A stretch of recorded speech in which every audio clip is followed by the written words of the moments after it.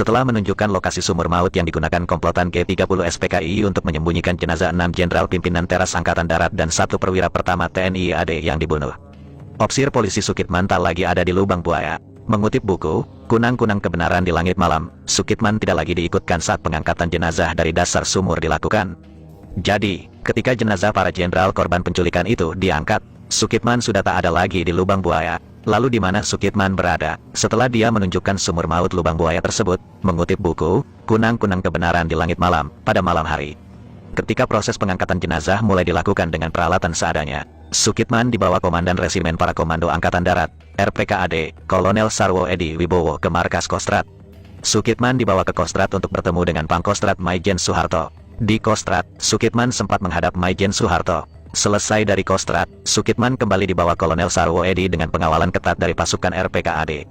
Sukitman dibawa ke Cijantung, markas pasukan Komando Baret Merah tersebut. Opsir polisi tersebut tinggal sementara di markas RPKAD dari Senin pagi sampai malam. Mengutip buku, Kunang-Kunang Kebenaran di Langit Malam, Sukitman tidak diperbolehkan mengikuti penggalian dan pengangkatan jenazah para jenderal korban penculikan karena pertimbangan dokter. Dokter menyatakan bahwa Sukitman mungkin akan shock dan grogi jika menyaksikan proses pengangkatan jenazah para jenderal tersebut.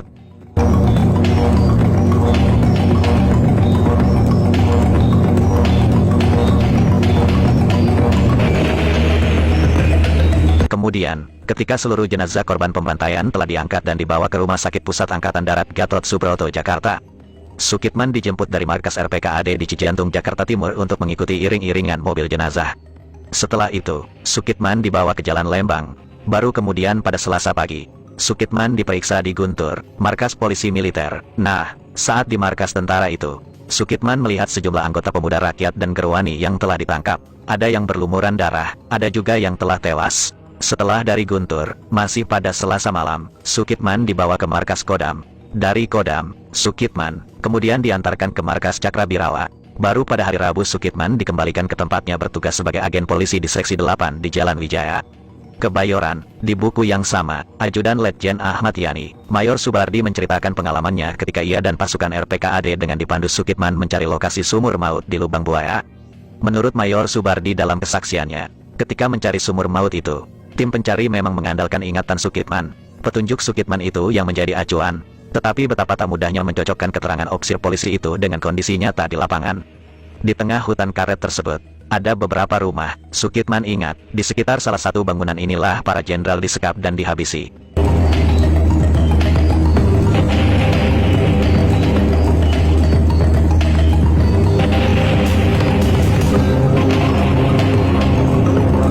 Sukitman lalu menunjuk rumah yang dimaksudkan dan tim pun bergerak ke sana.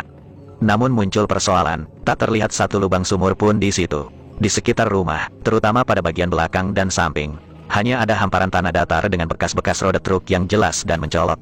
Sukitman tetap percaya bahwa ia telah berada di areal rumah yang benar. Setelah melakukan rekonstruksi dengan seksama, ia akhirnya menunjuk sebuah titik besar di belakang rumah sebagai lubang sumur tempat untuk menyembunyikan jasad para jenderal.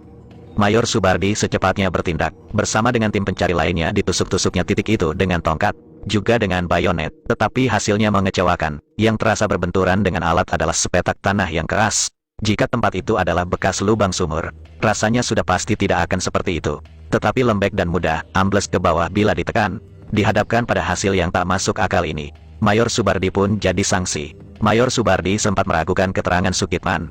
Tekanan psikisnya kepada Sukitman lantas ia lipat gandakan. Namun keyakinan Sukitman tetap teguh, tetap tak bergeser. Sambil menangis terseduh-seduh, Sukitman menjelaskan bahwa pada titik itulah ia melihat para korban, termasuk seseorang yang berseragam bintang 2, diberondong peluru dan kemudian terjungkal ke dalam lubang. Penusukan pada tempat yang sama diulangi kembali.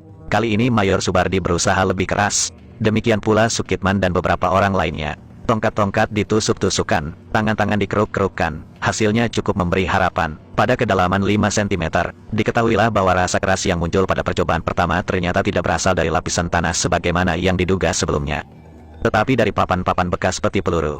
Sedikit lebih dalam lagi, Mayor Subardi dan rekan-rekannya menemukan daun-daun pisang dan guntingan-guntingan kain tanda operasi berwarna merah, biru, putih dan hijau. Sampai di sini, tim pencari percaya bahwa tempat itu memang bekas sumur. Sukitman tidak meracau, ia berkata benar. Mayor Subardi pun berkesimpulan bahwa penggalian selanjutnya memang harus difokuskan pada titik tersebut. Namun ia sadar bahwa pekerjaan itu butuh alat dan tenaga yang lebih banyak. Ia pun segera menyuruh Kopral Gani yang rumahnya kebetulan tak jauh dari lokasi untuk mengontak lurah dan warga setempat. Mayor Subardi berharap bisa mendapatkan paling tidak alat-alat penggali yang ia butuhkan. Sambil menanti datangnya bala bantuan, Mayor Subardi memeriksa wilayah sekitar. Di sejumlah tempat, ia berhasil menemukan gua-gua atau lubang-lubang yang berisikan peti-peti peluru, pakaian-pakaian hijau serta gundukan-gundukan batu.